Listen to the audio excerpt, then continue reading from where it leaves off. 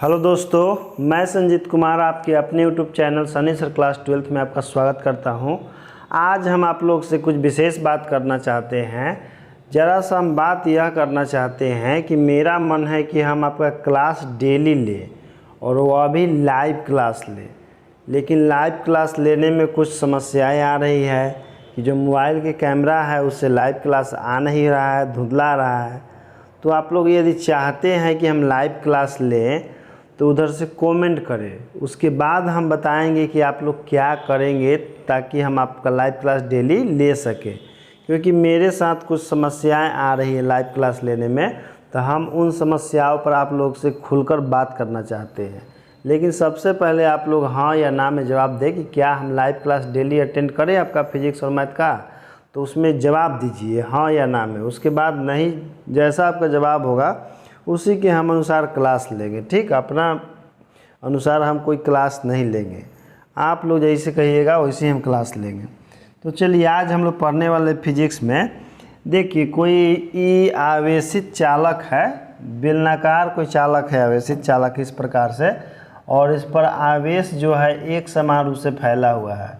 और इस आवेशित चालक से r दूरी पर कोई एक पॉइंट ले लेते हैं। यहाँ पर देखिए, यहाँ पर पॉइंट ले लिया गया है P, जहाँ पर हमको इस आवेशित चालक से r दूरी पर बिंदु P पर विद्युत क्षेत्र का मान ज्ञात करना है।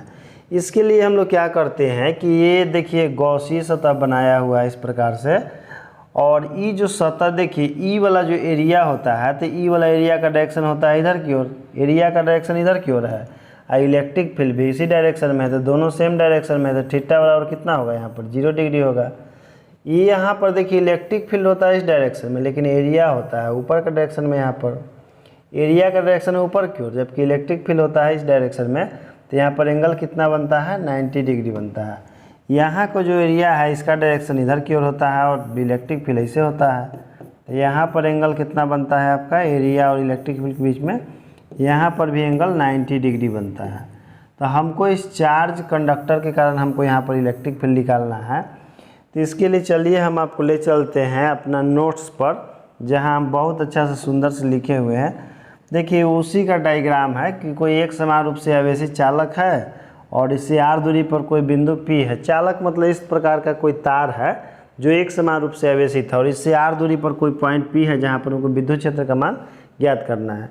तो देखिए इसके लिए हम लोग क्या करते हैं, सबसे पहले हम लोग मान लेते हैं, देखिए यही वो चालक है, ये चालक जो है हम बनाए हैं, यही वो चालक है जो एक समान रूप से आवेशित है आपका, और इससे r दूरी पर कोई यहाँ पर पॉइंट P है जहाँ पर हमको विद्युत क्षेत्र का मान ज्ञात करना है। यहाँ पर एरिया ऊपर की ओर होता है, इलेक्ट्रिक फील्ड इस प्रकार से होता है, 90 डिग्री एंगल बनता है।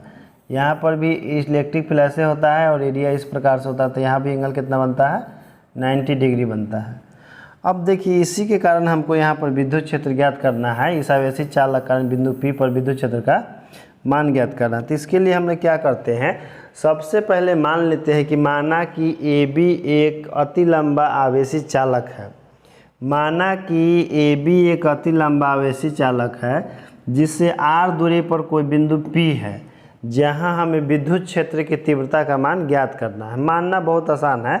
माना कि AB एक अति लंबा आवेशित चालक है जिससे r दूरी पर बिंदु P पर हमको विद्युत क्षेत्र की तीव्रता का मान ज्ञात करना है, तथा इस चालक के प्रति एकांक लंबाई पर, पूरा लंबाई पर नहीं, प्रति एकांक लंबाई पर आवेश का रैखिक घनत्व लैम्डा है। इस चालक के प्रति एकांक लंबाई पर आवेश का रैखिक घनत्व कितना है, लैम्डा। अब देखिए यही बात यहाँ भी लिखा हुआ है। माना कि AB एक बहुत लंबा तथा एक समान रूप से आवेशित एक चालक है जिसकी लंबाई एकांक लंबाई पर आवेश का रैखिक घनत्व कितना है, लैम्डा है, तथा चालक से r दूरी पर बिंदु P पर हमको विद्युत क्षेत्र की तीव्रता का मान ज्ञात करना है।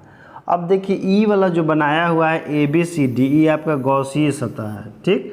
और ये गॉसीय सतह का हम लोग लंबाई कितना मान लिए हैं, यहाँ से यहाँ तक ले L मान लिए हैं। पूरा चालक पर जो आवेश होता है उसको बड़का Q मानते हैं, और जो गॉसीय सतह के अंदर में आवेश होता है उसको हम लोग छोटका Q मानते हैं।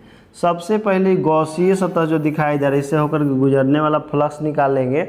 और आप लोग जानते हैं कि फ्लक्स का फार्मूला क्या होता है, आप लोग को बहुत अच्छा से फ्लक्स का फार्मूला मालूम है।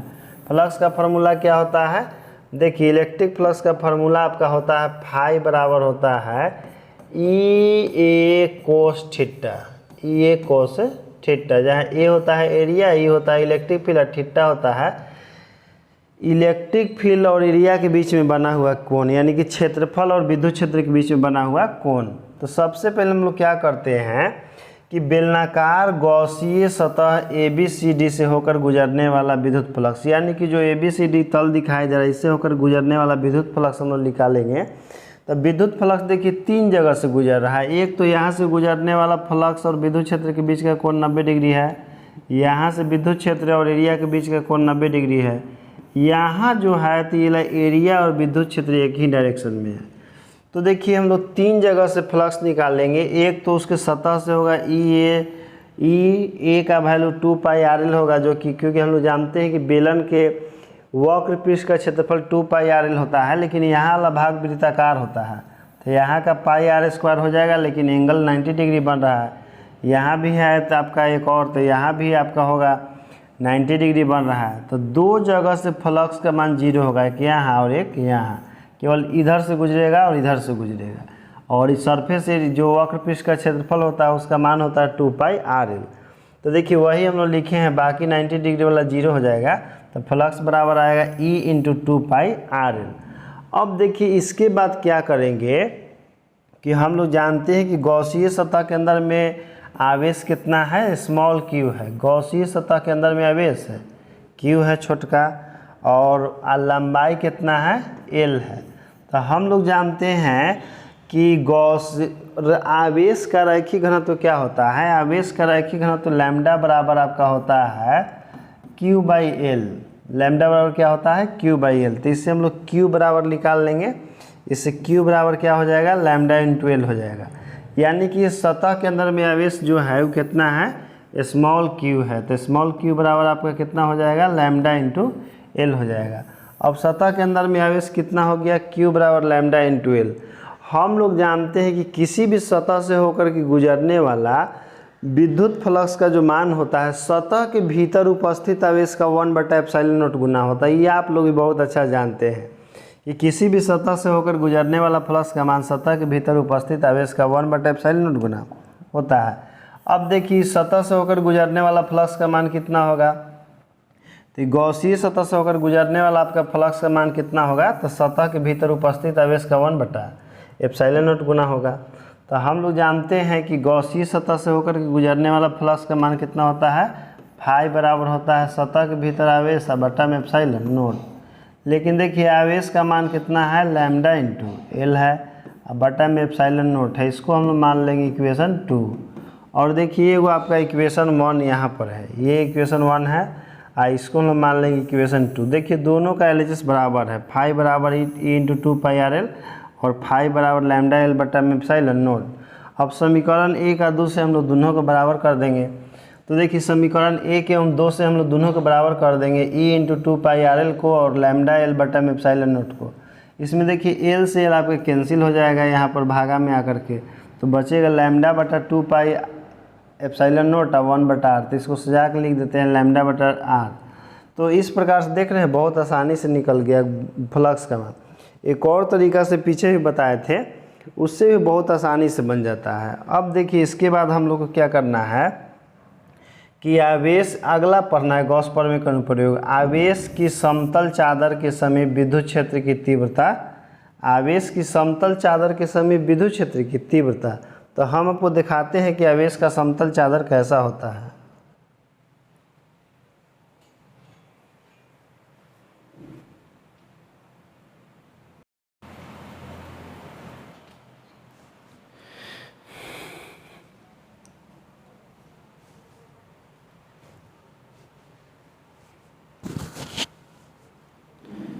इसके बाद हम लोग पढ़ेंगे गॉस प्रमेय का अनुप्रयोग नंबर 3। देखिए इसमें से गॉस प्रमेय का जो अनुप्रयोग है ना, उसमें से 5 नंबर के एग्जाम में आता है आपका पक्का। या तो गॉस प्रमेय आए और उसका प्रूफ आए, या गॉस प्रमेय का अनुप्रयोग आए, लेकिन 5 नंबर का पक्का एग्जाम में आता है, इसलिए ध्यानपूर्वक समझ लीजिए। देखिए गॉस प्रमेय का अनुप्रयोग नंबर 3 क्या है कि आवेश की समतल चादर के समीप विद्युत क्षेत्र की तीव्रता, आवेश की समतल चादर के समीप विद्युत क्षेत्र की तीव्रता, intensity of the electric field near a plane sheet of charge. अब देखिए डायग्राम तो हम इसे बनाए हुए हैं, लेकिन ये वाला डायग्राम आपको शायद क्लियर पूरा नहीं दिख रहा होगा, तो हम आपके लिए नीट एंड क्लीन डायग्राम दिखाते हैं जिससे आपको पूरा क्लियर हो जाएगा। ये देखिए होता क्या है कि जैसे कोई धातु का शीट है जो एक समान रूप से आवेशित होता है, कोई धातु का शीट है जो एक समान रूप से आवेशित है, ठीक, और धातु का शीट जो एक समान रूप से आवेशित है उसके नज़दीक में हमको विद्युत क्षेत्र का तीव्रता निकालना है। तो कहिए सर धातु का शीट होता कैसा है, तो देखिए इस प्रकार का पतला ही होता है, इतना मोटा तो नहीं होता है लेकिन पतला ही होता है, और उस पर आवेश जो है एक समान रूप से इस पर फैला हुआ होता है, इस पर आवेश एक समान रूप से फैला होता है, जिसके नज़दीक में हमको विद्युत क्षेत्र का मान ज्ञात करना है। देखिए कैसा होता है धातु का शीट, ठीक, देखिए यही आपका धातु का शीट है, कोई चादर है जो एक समान रूप से आपका आवेशित है, एक समान रूप से क्या है आवेशित है, और इसके नज़दीक में कोई पॉइंट हम लोग इधर ले लेते हैं या पॉइंट इधर ले लेते हैं जहाँ पर हम विद्युत क्षेत्र का मान ज्ञात करना चाहते हैं। जैसे यहाँ भी पॉइंट ले लेंगे। अब देखिए इसमें जो इलेक्ट्रिक फील्ड उत्पन्न होता है तो इलेक्ट्रिक फील्ड चलता है ऐसे, या इधर से इलेक्ट्रिक फील्ड उत्पन्न होता है पीछे वाला सतह से, तो ऐसे चलता है। तो यहाँ से जो इलेक्ट्रिक फील्ड उत्पन्न होता है इस प्रकार से चलता है। तो ये वाला देखिए ई वाला जो एरिया है, ये वाला एरिया भी इलेक्ट्रिक फील्ड के डायरेक्शन में होता है। इधर से जो पिछला सतह से जिसे इस प्रकार से धातु का शीट है जिस पर इस पर आवेश है और इधर भी आवेश है, तो इस प्रकार से रखा गया है इसे, तो आपको ई वाला तो दिखाई दे रहा है, ऐसे रहता है, देखिए ऐसे, ठीक ना, जिसे हाथ में आपको दिखाई दे रहा है मार्कर ना, इधर भी आवेश है इधर भी आवेश है, ठीक, दोनों तरफ आवेश है। ऐसे इसमें कोई बेलनाकार चालक एथी बनाया गया है, गौसी सतह बनाया गया है, तो इधर वाला तो आपको आवेश दिखाई नहीं देगा। तो इधर से जो विद्युत क्षेत्र उत्पन्न होगा इसे जाएगा, एरिया का डायरेक्शन इधर की ओर है, विद्युत क्षेत्र का भी डायरेक्शन इधर की ओर है, एरिया का डायरेक्शन इधर की ओर है। लेकिन ई वाला जो एरिया है तो एक का डायरेक्शन है ऊपर की ओर, यहाँ एरिया का डायरेक्शन उधर ऊपर की ओर है, अब विद्युत क्षेत्र का डायरेक्शन सामने है, तो यहाँ एंगल कितना बनेगा 90 डिग्री बनेगा। और जब एंगल 90 डिग्री बनता है तो ई ए कोस थीटा, थीटा का वैल्यू 90 होगा, तो इस सतह से गुजरने वाला फ्लक्स का वैल्यू कितना हो जाएगा 0 हो जाएगा। यानी कि इसमें दो ही जगह से फ्लक्स गुजरेगा, एगो यहाँ से और एगो यहाँ से। क्या है कि यहाँ पर एरिया का डायरेक्शन और विद्युत क्षेत्र का डायरेक्शन सेम है तो एंगल 0 होगा। यहाँ भी विद्युत क्षेत्र और एरिया का डायरेक्शन सेम है तो विद्युत फ्लक्स का मान यहाँ पर कुछ होगा क्योंकि एंगल 0 है। अब देखिए इसी को हम इस प्रकार से भी समझ सकते हैं, वही वाला डायग्राम है, धातु के शीट है जिसमें बेलनाकार गौसी सतह बनाई गई। ये जो दिखाई दे रहा है आपको नहीं, गौसी सतह है, आयकरे से होकर के गुजरने वाला हमको फ्लक्स निकालना है, जिसमें यहाँ से एरिया का डायरेक्शन ऊपर है, अब विद्युत क्षेत्र इसे जा रहा है तो यहाँ 90 डिग्री बनेगा। तो जो सतह है इस पर गुजरने वाला फ्लक्स का मान कितना होगा 0 होगा। तो इसके लिए हम देखिए जो डायग्राम बनाए हुए हैं आपके लिए किताब में उसके अनुसार हम चलते हैं, क्योंकि ये सब जो डायग्राम है हमको समझाने के लिए देखिए लिए थे। सबसे पहले क्या किए हैं कि ए बी एगो आवेशित समतल चालक है जो एक समान रूप से आवेशित है। ए बी जो है आवेश की एक समतल चालक है जो एक समान रूप से आवेशित है। तो सबसे पहले हम लोग क्या करेंगे कि उसको मान लेंगे, देखिए वो ही इसका भी है क्योंकि एकदम सेम फिगर है। तो फ्लक्स तो यहाँ से 3 जगह गुजरता है, ई वाला सतह से तो 0 होता है पूरा, यहाँ से गुजरता है वो फ्लक्स है, यहाँ से गुजरता है तो 2 जगह से गुजरता है, तो टोटल फाइनल अगर वैल्यू होता है तो इतना। लेकिन देखिए इसको कैसे डिराइव किया जाता है उसको हम बता देते हैं आपको। सबसे पहले हम लोग मान लेते हैं कि माना कि आवेश की एक समतल चादर ए बी है जिसके क्षेत्रफल में आवेश एक समान रूप से वितरित है, जिसके प्रति एकांक लंबाई जिसके प्रति एकांक क्षेत्रफल में आवेश का पृष्ठ घनत्व सिग्मा है। मान लिए कि चालक के प्रति एकांक क्षेत्रफल में आवेश का पृष्ठ घनत्व कितना है जी सिग्मा है। तो प्रति एकांक क्षेत्रफल में आवेश का पृष्ठ घनत्व सिग्मा है और हमको बिंदु P के पास विद्युत क्षेत्र ज्ञात करना है। हमको कहाँ ज्ञात करना है विद्युत क्षेत्र, देखिए हमको ज्ञात करना है बिंदु P के पास विद्युत क्षेत्र ज्ञात करना है, यानी कि हमको इस पॉइंट पर विद्युत क्षेत्र ज्ञात करना है या इस पॉइंट पर विद्युत क्षेत्र का मान ज्ञात करना है। तो इसके लिए हम लोग क्या करते हैं कि देखिए उसमें जो फिर मान लेते हैं, पुनः माना कि समतल चादर के पृष्ठ के लंबवत एक बेलनाकार काल्पनिक तल है ए बी सी डी। देखिए यही जो है बेलनाकार काल्पनिक तल है, ये जो आपको दिखाई दे रहा है ना, यहाँ नाम दे दीजिए ए बी सी डी। यही बेलनाकार काल्पनिक तल है जो इसकी पृष्ठ के लंबवत है। इसके बाद क्या करते हैं यहाँ पर कि इस पूरे पृष्ठ से होकर के गुजरने वाला फ्लक्स का मान, तो 3 गो इसमें पृष्ठ है, देखिए एगो यहाँ वाला है ऊपर वाला, एगो यहाँ वाला है, एगो यहाँ वाला है, एक में ऐसे घुस के निकल है इसे तिरछा, ठीक। तो यहाँ से फ्लक्स 0 नहीं है, यहाँ भी फ्लक्स 0 नहीं है, लेकिन ई वाला पर फ्लक्स का वैल्यू कितना है, 0 है। तो देखिए 2 जगह तो फ्लक्स का वैल्यू 0 नहीं है, लेकिन एक जगह फ्लक्स का वैल्यू 0 है। तो उसका क्षेत्रफल हम लोग कितना माने थे, उसका देखिए वो छोटा सा हम लोग क्षेत्रफल मान लिए थे DA। ये जो क्षेत्रफल है आपका, इस क्षेत्रफल का छोटा सा भाग हम लोग क्या मान लिए हैं, DA मान लिए। देखिए इसमें डायग्राम में दर्शाया हुआ है DA क्षेत्रफल जो है ना, यहाँ देखिए रिप्रेजेंट किया हुआ है। इसका छोटा क्षेत्रफल कितना है, DA है, ये वाला DA है, ये भी क्या है आपका DA है। तो इस सबसे गुजरने वाला फ्लक्स का वैल्यू हम लोग लिख लेंगे कैसे, तो देखिए यहाँ से, तो फ्लक्स 2 जगह से तो 0 नहीं है, लेकिन एक जगह से क्या है, 0 है। तो एक जगह देखिए लिखाएगा EDA कोस 0, फिर EDA कोस 0, और एगो पृष्ठ के जो ई वाला लंबवत था, ई वाला 90 डिग्री था, तो यहाँ से तो 0 हो जाएगा, क्योंकि कोस 90 का वैल्यू 0 होता है। तो EDA जुट के कितना आ जाएगा, 2EDA हो जाएगा। अब देखिए समतल चादर के प्रति एकांक क्षेत्रफल में आवेश का पृष्ठ घनत्व हम लोग जानते हैं कि सिग्मा बराबर होता है सतह के अंदर आवेश बटा में एरिया। तो एरिया कितना था, DA था, और आवेश उसके अंदर में कितना था, Q था। तो सिग्मा बराबर Q बाई ए हो जाएगा। तो इससे हम लोग Q बराबर लिख लेंगे कितना, सिग्मा इंटू DA। समझ रहे हैं ना, सिग्मा Q बराबर सिग्मा इंटू DA हो जाएगा। यानी कि बंद सतह के अंदर जो आवेश है ना, तब बंद सतह के अंदर में जो आवेश है वो छोटका Q है। देखिए ये जो बंद सतह है यहाँ पर, यहाँ से जैसे बेलन देखिए अंदर से इसमें घुसा है, इसमें बेलन इसे घुसा है इसमें इसे, तो यहाँ वाला जो एरिया है बहुत कम एरिया है जेकरा में एकरा पर आवेश है, ठीक ना, ये आवेश को कवर किया हुआ है।